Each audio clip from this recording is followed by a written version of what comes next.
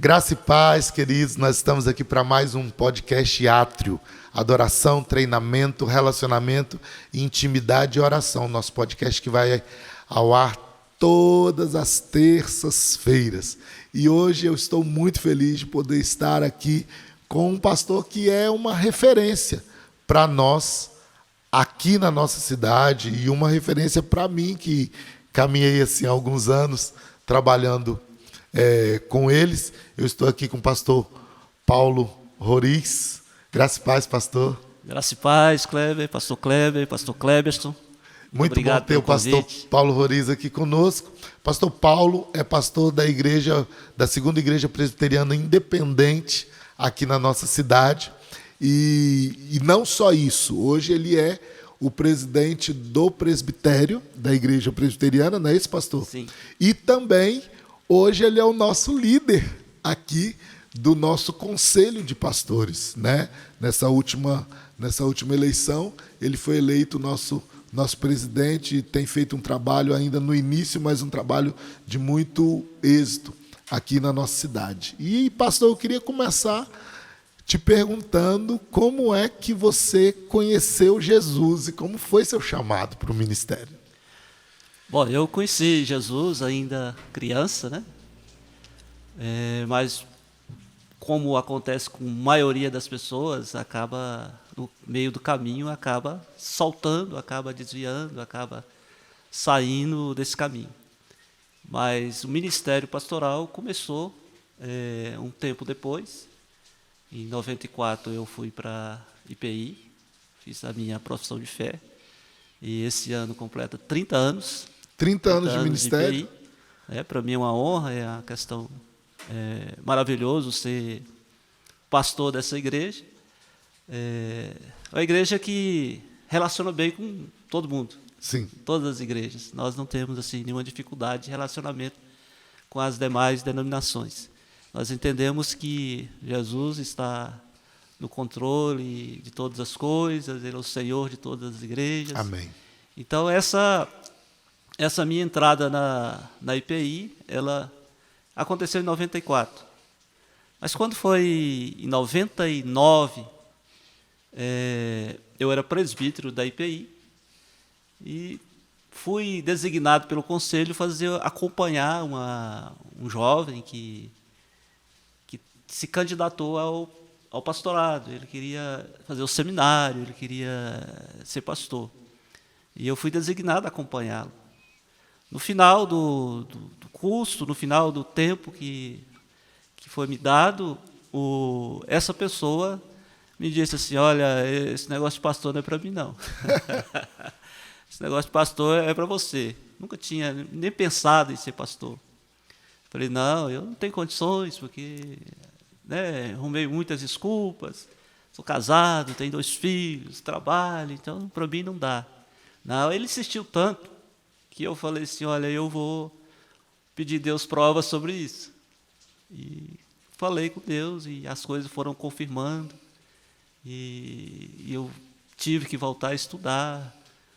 E quando foi em 2001, eu ingressei na faculdade, lá em Londrina, e me formei lá em 2004.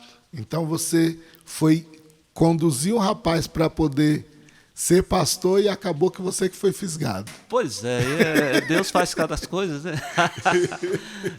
Deus faz cada coisas. Então eu entendi que realmente eu não sabia desse chamado, mas Deus usa essa pessoa para abrir os meus olhos e para abrir as portas também para o ministério pastoral. Aí em 2004, então, você forma? Em 2004 eu me formei. Em 2005 nós temos um período de licenciatura, que é 1 ano. E em 2006 eu fui ordenado. Então, desde 2006, eu sou pastor da IPI. São 18 anos. Sou ordenado da IPI, fui ordenado em 2006 e desde então eu estou lá na segunda igreja até hoje. Desde 2006 você foi ordenado e já assumiu? Já, eu praticamente assumi a igreja no período de licenciatura, mas sem poder fazer os atos pastorais. Eu poderia pregar, visitar, Sim. conduzir o culto, menos os atos pastorais. que é o batismo e a ceia, e presidir o conselho. Certo. Os sacramentos, né? Uhum. Então, eu praticamente em 2005, mas como pastor de fato e direito foi em 2006. E aí já são 18 anos São 18 anos. nessa caminhada. 18 anos. Qual a maior dificuldade que você enfrentou na hora de fazer essa escolha pelo ministério? Bom, são muitas dificuldades, né? Primeiro, eu não acreditava que eu seria essa pessoa, teria esse chamado, por várias razões. Na época, eu ainda precisava de concluir o 2º grau, que é o que a gente falava naquele tempo. Tinha que é o nosso ensino médio hoje, né? O ensino médio. Eu sou funcionário da prefeitura, né? Eu trabalho aqui na prefeitura. Tinha 2 crianças pequenas, uma praticamente recém-nascida, com 2 anos, outra com 6. Então tinha uma estrutura aqui bem, né? Já estava caminhando direitinho. Uhum. Só que eu tive que pensar sobre isso. Eu tive que deixar tudo isso, deixar a família.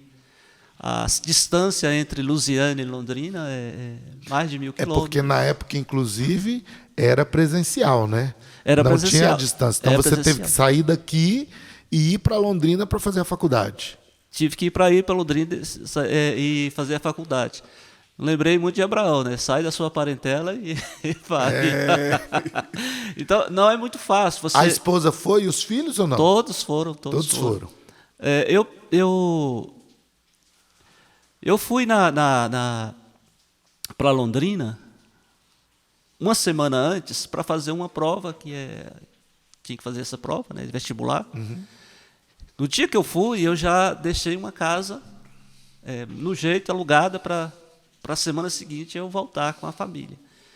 Então eu fui para Londrina, não conhecia ninguém, não conhecia nada, e nós colocamos aí a mudança num caminhão e fomos daqui para lá, já com a mudança, sem conhecer nada, nem sabia nem onde que era.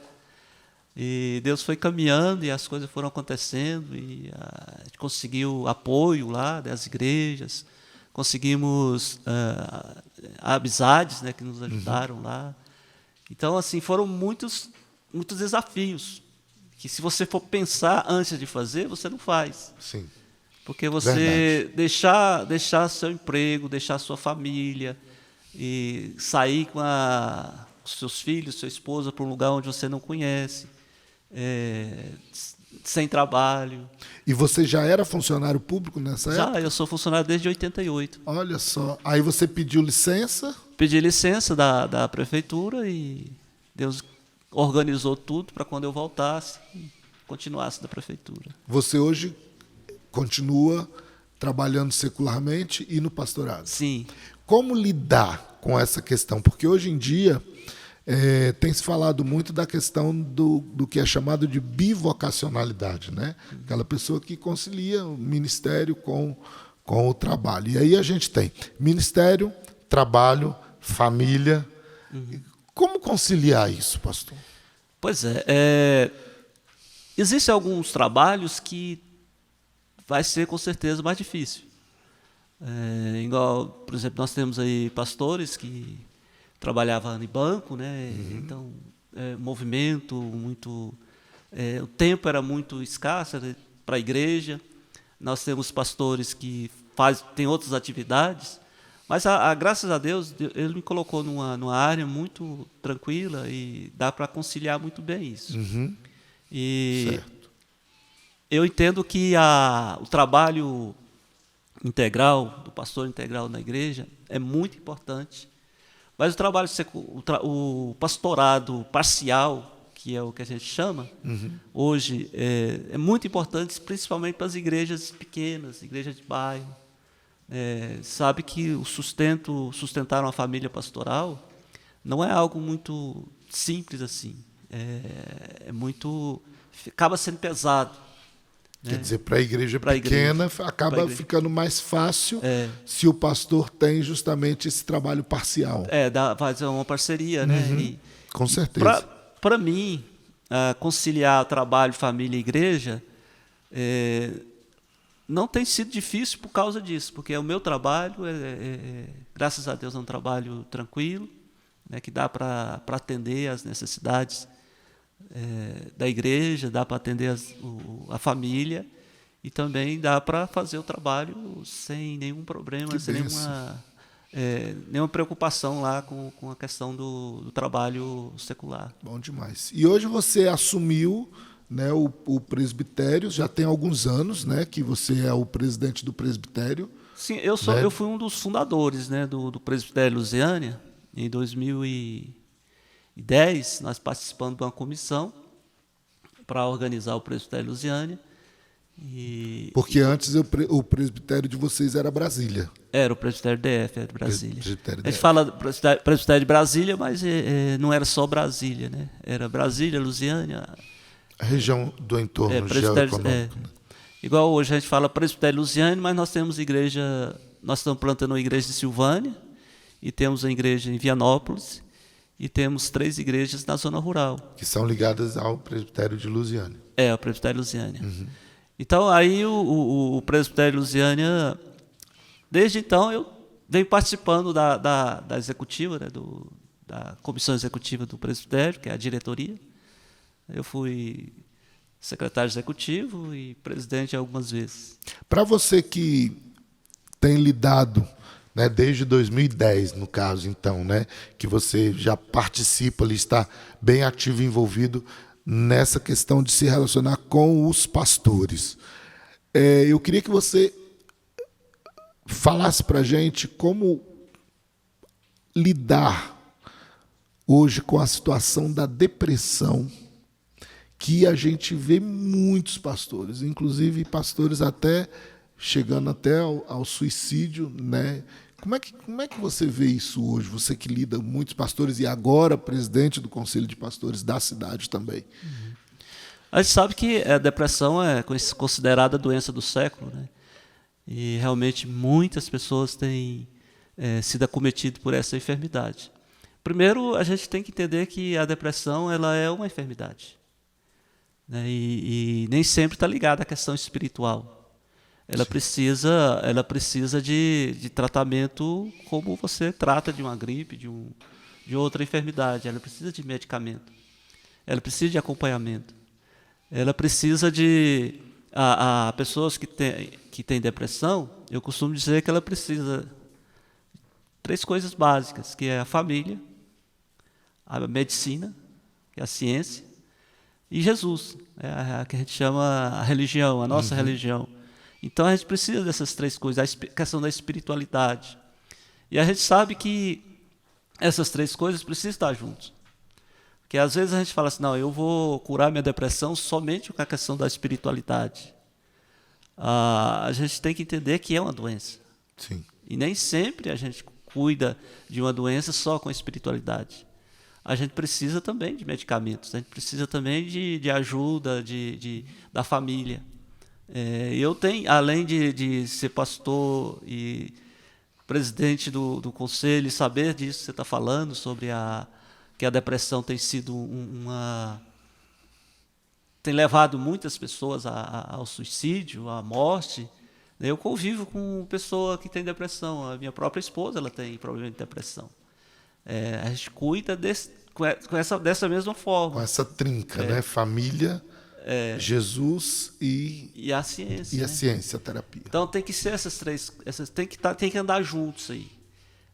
Agora, não é fácil para a pessoa fazer isso, porque às vezes ela não tem essa motivação, não tem essa força para poder fazer essa buscar, né, para buscar. E eu ainda vou mais além.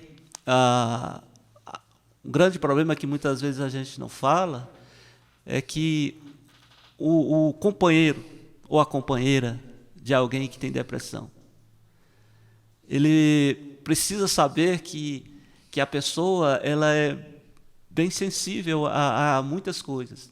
Por exemplo, se você convive com uma pessoa que tem depressão, às vezes uma palavrinha que você fala, que se coloca mal colocada, aquilo vai, né, causar um... Já atinge um gatilho, né? Vai. Aciona o gatilho. Então, assim, a gente como pastor, não só entender que a depressão é algo que tem trazido muito transtorno para a vida das pessoas, não só está atingindo os pastores, mas dentro da nossa própria igreja nós temos muitas pessoas que estão passando por isso. É igual nós estamos, você não tocou no assunto, mas só mudando um pouquinho, falando de transtorno, hoje em dia também tem crescido muito o transtorno, o TEA, né, o autista. O autismo. Inclusive, nós esse mês é o mês onde celebramos o autismo, lembramos, né, do autista.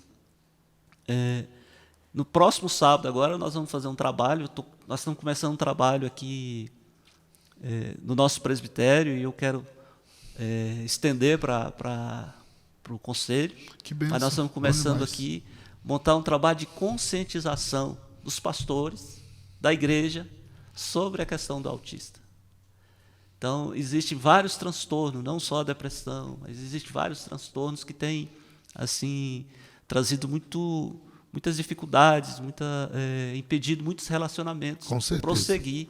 No meio pastoral, ainda existe, você sente que ainda existe muita resistência em relação a se procurar, isso em se tratando de pastores, em se procurar um auxílio psicológico para os transtornos, porque aí, como você mesmo está falando, não é só a depressão, né? Tem a burnout, né?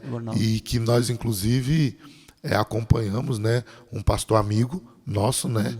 Que teve a burnout, né? Um amigo comum nosso, né, pastor Paulo? Que teve a burnout e foi bem complexo a recuperação, né? O processo de recuperação, né? E você acha que ainda tem muita resistência dos pastores em relação a procurar um auxílio psicológico? Porque, pelo menos no contexto da Assembleia de Deus, que é a minha raiz, né, tinha muito essa questão assim, hora que Jesus cura, cura, né, que é o que você mesmo falou, quer dizer, só a espiritualidade. Você ainda enfrenta, conversando com pastores, com amigos, dentro do presbitério e agora dentro do Copel, você ainda percebe essa resistência ou hoje está mais aberto a esse entendimento que precisa de terapia? Que pastor precisa de terapia? Pastor precisa de pastor, né? Pastor precisa de pastor. Tem que cuidar de pastor. Bom, falando da nossa igreja, a IPI, ela trabalha muito essa questão.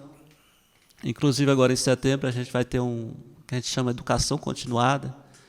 E a gente reúne, né, todos os pastores no local e a gente conversa muito, leva psicólogo, leva muitas informações. Eu acho que é uma natureza humana, né? Principalmente da pessoa que é pastor.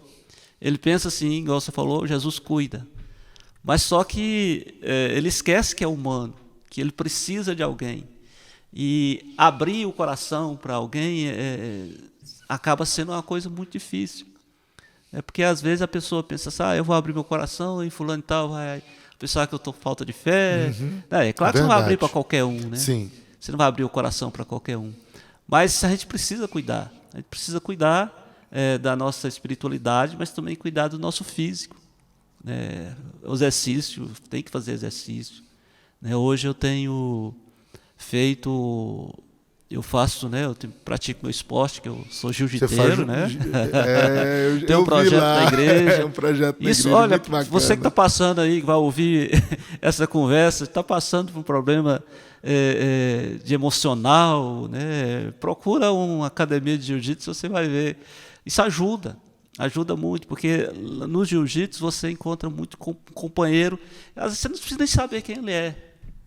Lá na academia tem gente tem doutor, tem médico, tem advogado, tem pastor, tem pessoas, né? E você conversa assim, de igualdade, você se respeita, você aprende, você faz muita coisa para poder ajudar o seu corpo.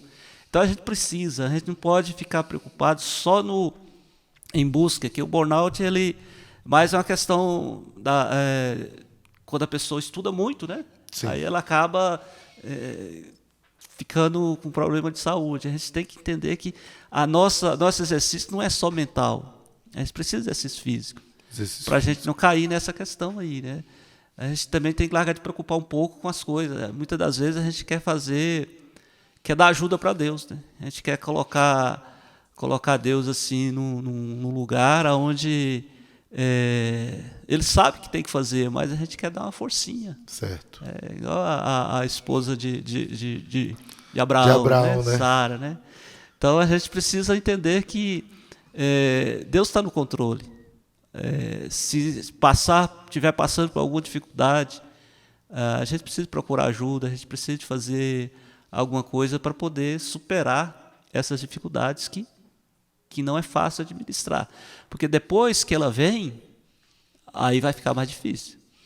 O curar é mais difícil que o prevenir. Com certeza, né? Com certeza. Você percebeu, olha, o negócio não está certo, vamos ver o que pode ser feito. Vamos fazer, né, uma caminhada, vamos fazer exercício, vamos procurar alguém, vamos conversar, né, vamos desligar um pouquinho, colocar o pé no freio, né, porque nós somos humanos. E acaba que o ministério ele traz um pouco de ativismo, né? E não é atividade, é ativismo, né? O excesso de não para, tá sempre pensando, não tira folga, não tira férias, não descansa, né? Até a própria mente mesmo, né? A minha esposa muitas vezes ela fala para mim, desacelera, por quê? Porque eu me pego assim, às vezes de madrugada eu acordo e ela fala, por que você está acordada? Não, estou pensando, não, então desacelera um pouco, porque é uma necessidade, né? Olha, eu já sofri muito, eu já passei noites em claros, já passei muitas no começo, né? Mas o tempo vai moldando, vai ajudando a gente. E hoje meu sono é um sono. Eu deito e acordo. Se eu não tiver entra no Salmo de Davi. Em paz me deito, logo pego no sono. Se eu não tiver com um problema assim, saúde, físico, né? Que às vezes você está com um probleminha, sentindo alguma dor, deitou e dormiu, acordo com o despertador. Porque a gente tem que aprender a separar as coisas. Tem que separar as coisas. A gente tem que saber o que é de Deus e o que é nosso. O que é responsabilidade de Deus e o que é a nossa responsabilidade. A nossa responsabilidade não é envolver emocionalmente na vida das pessoas, mas é falar de Jesus e falar da esperança que nós temos nele. Então, às vezes, quando a gente se envolve muito com o problema dos outros, com as dificuldades dos outros, a gente acaba trazendo para nós mesmos. Sofrendo, é verdade. Então, assim, mas isso é o tempo, né? A experiência, né? A gente precisa trabalhar isso para não sofrer. Que depois que vem a depressão, os outros transtornos causados por essa carga, aí a gente precisa de medicamento. Com certeza. Deus não cobra isso da gente. Deus não está exigindo que você fique aí ligado 24 horas, correndo atrás disso, daquilo. Deus não exige isso. Ele nos chama para evangelizar, para pregar o evangelho, para falar. Jesus, o próprio Jesus, ele saía para descansar. Ele tinha o tempo de parar e recarregar as energias, né? Tem que ter esse tempo. Verdade. Então, assim, não precisa nem cansar, né? Sim. Você tem que organizar para não cansar. Para não chegar no nível do cansaço. Né? E a gente sabe que tem muitas pessoas que estão cansadas, porque eu tenho que fazer, porque se eu não fizer... Não. E principalmente pastor de igreja pequena tem a ideia do eu tenho que fazer, porque se eu não fizer, ninguém faz, né? Pois é. Ainda tem isso também, né? Que também, hoje, graças a Deus, eu tenho uma equipe muito boa. Nossa igreja não é grande, mas também tem uma equipe muito boa. Tudo que a gente, claro que a gente tem que dar o caminho, né? Mas tem uma equipe muito boa que está fazendo as coisas. Parte também do processo da capacidade de delegar também. Porque às vezes você até tem equipe boa, mas se você é centralizador, aí não adianta você ter uma equipe boa, né? Então tem muito essa questão que a gente precisa aprender também dentro da liderança a delegar, né, pastor? Com certeza. No começo do meu ministério, eu tinha que como diz o ditado, né? Bater escanteio, subir lá e escabecear. Eu tinha que tocar o violão, cantar e pregar e fazer o apelo. Se não fosse ninguém, eu falava, eu tô aqui. Mas agora, graças a Deus, assim, eu tenho um povo lá que está empenhado e a gente tem crescido nessa área, né? Graças a Deus. Que bênção. As dificuldades de igreja, eu acho que ela é em todo lugar, né? Entra, sai. Mas eu tenho uma equipe um suporte bom por trás. Muito bom. Eu até entrei nesse assunto porque a gente sabe que hoje a Presbiteriana Independente aqui na cidade ela é uma das igrejas mais organizadas, né? Nesse sentido de ter os pastores juntos, de ter os pastores conversando, de ter os pastores dialogando. A gente percebe isso, né? Às vezes você pode até estar estranhando, você que está nos assistindo, como a propriedade com que eu falo da Presbiteriana Independente, mas é porque eu trabalhei 10 anos regendo coral na Igreja Presbiteriana Independente. Então eu acabei me aliançando muito, né, com o pastor Wilson, pastor Paulo, pastora Jaqueline, pastor Lázaro, pastor Jorge. Então são pastores que são referência para mim, assim, são pastores que eu respeito muito e por isso que eu tô, né, a IPI ela tem essa coisa de os pastores estarem mais juntos, né? Pois é, graças a Deus desses 30 anos, a igreja deu aqui na nossa região, ela deu um salto grande. Em 94, como eu já acabei de falar da minha convenção, quando eu chego na igreja, nós tínhamos aqui um pastor e uma igreja, que era o pastor Wilson. Pastor Wilson. E o pastor que Wilson é pioneiro, né? Um dos pioneiros, né? Inclusive. A gente louva a Deus pela vida do pastor Wilson, ele tem nos ajudou muito, né? Um abração, pastor Wilson, amigão nosso. Um abraço. Então, em 94, tinha o pastor Wilson, e às vezes ele dava assistência na zona rural. Nós temos 3 igrejas na zona rural. Então, esse trabalho tinha mais de 100 anos, né, que a igreja, a IPI estava no Brasil. A IPI aqui, esse ano, ela faz 125, 126, né, mais ou menos. 125, né? Então, em 94 estava com quase 100 anos, né? Quase 100 anos que a IPI está aqui em Lusiânia, e só tinha ela. E a partir de 94, a igreja foi crescendo, Deus foi abençoando. Em 99 nós organizamos a segunda, em 2008 a terceira, em 2014 a quarta, e agora por último a Comunidade Esperança. E hoje nós somos 15 pastores ordenados. Vamos ordenar a Cláudia agora dia 6. Então nós somos com ela 15 pastores. E 5 igrejas organizadas aqui em Lusiânia, mais uma congregação, e mais 3 na zona rural, e uma em Silvânia, em Vianópolis, e uma congregação em Silvânia. Eu vou pegar o gancho do que você acabou de falar da pastora Cláudia, que é amiga nossa também, que vai ser consagrada agora. Como você vê o Ministério Pastoral Feminino? Porque a Presbiteriana Independente ela é uma das pioneiras, inclusive, na consagração de pastoras. Né? E aqui mesmo nós temos, né, a pastora Cláudia, uma referência, a pastora Jaqueline, fantástica, né? A pastora Lene, né, também, né, que está hoje na zona rural, não é isso? A Nilza. Né? Pastora Nilza também. Então, assim, como você vê esse ministério, o Ministério Pastoral Feminino, que é tão combatido em algumas outras denominações? Em 99, a igreja começou a ordenar o Ministério Feminino, a pastora, né? E, por um lado, principalmente assim, para a igreja, foi muito bom isso. A gente sabe que a mulher sempre tem ajudado o ministério na questão da evangelização, do cuidado. Assistência social, né? Em várias áreas. Então, foi um casamento muito, muito importante. E, biblicamente, a gente sabe que Jesus valorizou muito as mulheres, né, no seu ministério. E a gente não tem assim nenhuma dúvida de que a mulher quanto o homem podem pastorear, desde que seja chamado. Porque você vê muito homem aí que vai pastorear e faz besteira, desculpa a palavra, mas só faz besteira. Com certeza, mas é verdade mesmo. A minha filha brincou comigo esses dias, ela falou assim, pai, olha aqui um negócio. Aí ela me mostrou um meme na internet, né? Sabe por que a maioria das mulheres dirige mal? Porque a maioria dos instrutores é homem. Tá certo. Então, muitas vezes acontece isso que você está falando. Quer dizer, o pastor tem homem aí fazendo bobagem, né?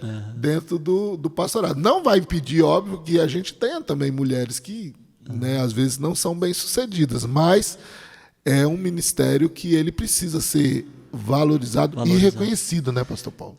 Aí você falou da questão da valorização, e o grande problema é esse. Que ainda não é muito valorizado pela maioria das pessoas. E por causa disso, as mulheres elas têm algumas dificuldades, né? De aceitação.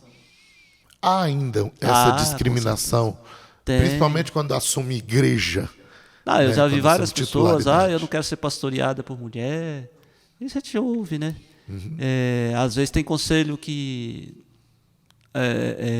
não prefere convidar um homem para pastorear. Eu acredito que talvez no futuro isso possa mudar, mas hoje ainda continua assim. Então, o ideal seria se a igreja tivesse um pastor e uma pastora. Sim. É igual a gente está tendo essa experiência lá, né, na nossa igreja.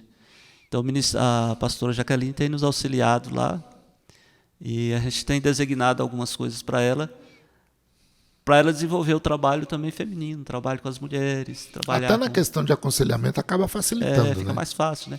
Então, às vezes, uma pessoa tem dificuldade de abrir o coração para a pessoa do sexo oposto, e fala com ela. Com a pastora, uma mulher fala facilita. com ela, um homem fala comigo. Com certeza. E fica até mais prudente, né? Facilita.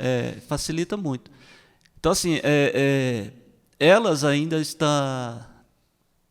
estão ainda começando. Tendo que desbravar, né, na realidade, né? Tem que pegar o facão e... Mas eu creio que não tem sido fácil para elas. Aqui na nossa região, graças a Deus, não tenho, assim, percebido muitas reclamações, né? Tem elogios, né? As nossas pastoras da zona rural, a pastora Nilza, a pastora Lane, têm feito um trabalho importante lá. E aqui nós temos duas pastoras, que é a Jaqueline e agora a pastora Márcia. Cláudia. Pastora Cláudia. Que também vai ter ajuda, né, nas igrejas do Ministério Pastoral Masculino. Que bênção, bom demais. E como surge assim, porque você é consagrado em 2006, ajuda nessa implantação do presbitério aqui, e desde esse período o Conselho de Pastores aqui já existia. O que te levou a querer assumir hoje o Conselho de Pastores da cidade? Por quê? Bom, a gente precisa de fazer alguma coisa, né? Pelo menos tentar fazer alguma coisa.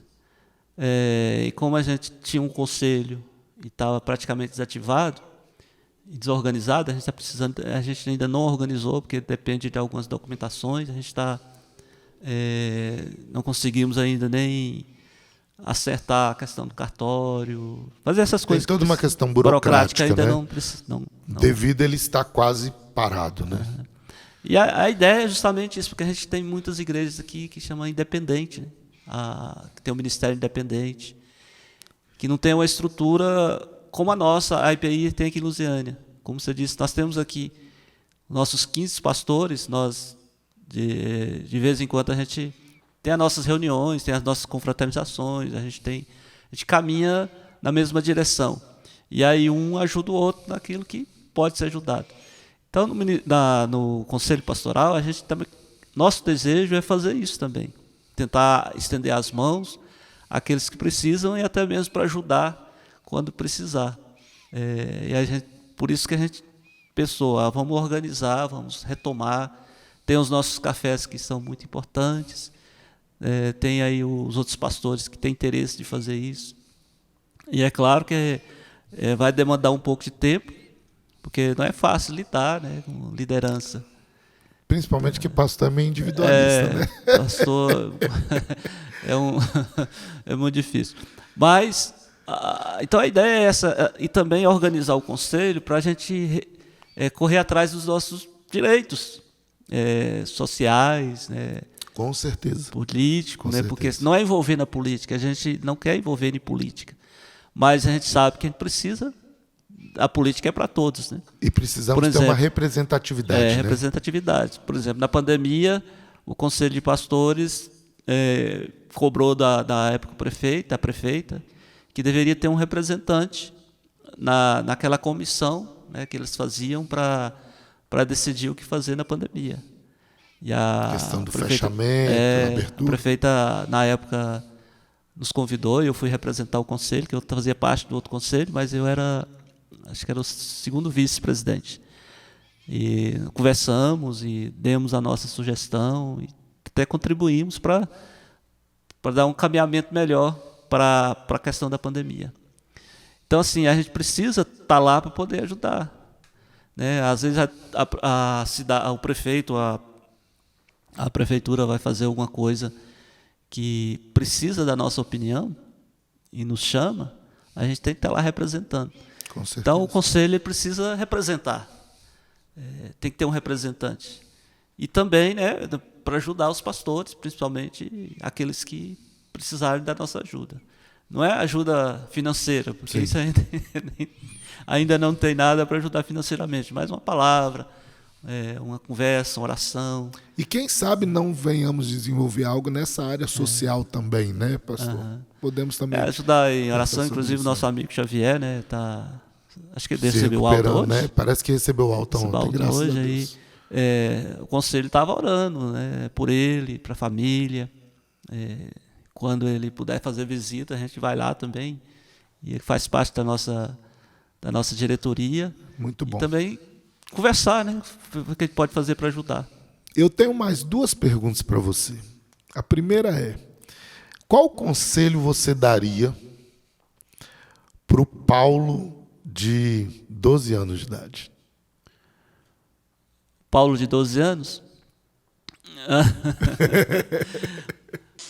Olha, eu diria para o Paulo de 12 anos ponderar mais, ouvir mais, ler mais, né, amar mais, ser mais próximo de Jesus, que hoje eu sou mais próximo de Jesus que há 12 anos atrás. Respeitar mais as pessoas, a opinião das pessoas, ser mais prudente naquilo que vai falar, naquilo que vai pregar, preparar mais. Então, eu daria esse conselho para ser essa pessoa. Então, para quem está começando agora, vai com calma. Né? Quem tem pressa, como diz o ditado, come cru. É melhor pingar do que parar de chover. Então, devagar. Não precisa ter pressa. Esses ditados do pastor Paulo é a cara dele, entendeu? Eu conheço o pastor Paulo já há mais de 10 anos. E assim, o pastor Paulo é isso aqui, gente. Essa tranquilidade, essa ponderação. Precisa ter pressa. A gente tem que fazer as coisas com coerência, fazer bem feito, programar, né, com antecedência, mas procurar fazer sem nenhuma preocupação, sem querer dar uma mãozinha para Deus. E às vezes a gente quer dar uma mãozinha para Deus. E daqui 20 anos, onde o Paulo quer estar? Eu quero estar na glória. Já? Já tem 56, com mais 20, 70. Ai. Eu quero continuar pregando a palavra de Deus, porque é essa que sustenta a nossa vida. Falando do Evangelho, falando da ressurreição, né, que é a nossa esperança. Inclusive, domingo agora nós tivemos a programação da Páscoa, a celebração da Páscoa. E até preguei lá na igreja, né, que a ressurreição de Cristo é a nossa esperança. Se a gente não acreditar na ressurreição, a vida cristã não existe. Perde sentido, total. Vã é a nossa fé, como diz o apóstolo Paulo. Então eu pretendo continuar pregando o Evangelho de Cristo e cuidando das pessoas que Deus colocar na minha frente para cuidar. Porque se a gente cuidar daqueles que estão conosco, nós já estamos fazendo muito, né, pela vida dos outros. Eu não sei se eu falei para você, eu tenho um projeto lá na igreja, Jiu-Jitsu. Nós montamos há 1 ano e crianças têm nos procurado, mães, pais, para pedir ajuda para os seus filhos, porque hoje os médicos estão incentivando, estão falando para os pais, principalmente quem tem algum transtorno, a procurar um esporte. E o jiu-jitsu tem ajudado muitas pessoas. Uhum. Então, eu quero continuar ajudando as pessoas nesse sentido, né? Sair dos seus traumas, dos seus problemas, de ser família.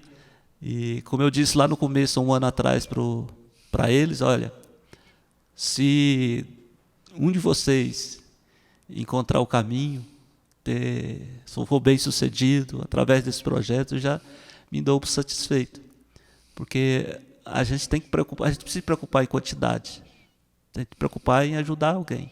Então eu quero continuar fazendo isso, daqui a 20 anos, continuar fazendo a mesma coisa, que já se passou 30 anos, quase, né? Quase 20 anos do meu ministério, as coisas têm melhorado e eu creio que daqui a 20 anos vai ser melhor ainda, para poder ajudar as pessoas e fazer com que elas possam encontrar Jesus. Glória a Deus. Gente, eu conversei aqui com o pastor Paulo Roriz. Pastor, Deus te abençoe, muito obrigado. E espero que você tenha gostado de estar conosco aqui. E deixa aberto também, tá? Sempre que tiver projetos novos, novas realizações, tanto no presbitério, quanto no conselho de pastores, quanto na igreja local. Esse espaço é um espaço que está aberto para pastores que, como você tem feito coisas assim relevantes para o reino de Deus aqui na cidade, quero dizer que você é uma referência para nós, certo? E nós honramos a tua unção e a tua liderança. Amém. Aqui. Amém? Bom, eu também quero agradecer ao pastor Clebson, que fez aí a intermediação, né? Fez o convite. Ele sempre está aqui. Às vezes ele dá uns pitacos, hoje ele está mais quieto. Né? Ele falou que a entrevista, vocês iam conversando, eu falei, qual que é a temática? Não, a gente vai conversando lá, então tá bom. Eu quero agradecer pelas perguntas. Lembrar do passado fortalece, né, o nosso presente. Com certeza. E dá uma direção para o nosso futuro. A gente tem que lembrar do passado para não esquecer o que Deus fez lá atrás. Sempre que a gente lembra, a gente fala assim, olha, será que realmente aconteceu isso? Se aconteceu, foi porque Deus fez com que acontecesse. Então eu quero agradecer, né, pelas perguntas. Lembrar também que o Kleber faz parte da nossa diretoria. Né, a gente está aí. Estamos juntos aí. Contando com ele para a gente fazer, né, alguma coisa para ajudar as pessoas. E eu sei que esse trabalho pode ajudar, né, alguém. Deus vai direcionar essa nossa conversa a alguém que está precisando de ouvir. Amém. E as pessoas têm que entender isso. O ministério pastoral é de Deus. Ele que chama, Ele capacita, Ele que fortalece.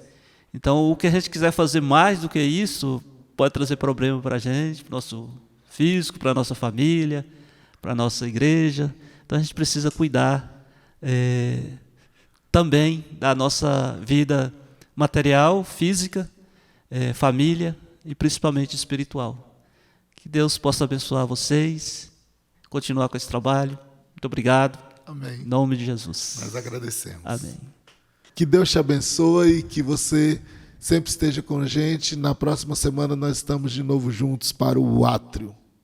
Deus te abençoe. Amém.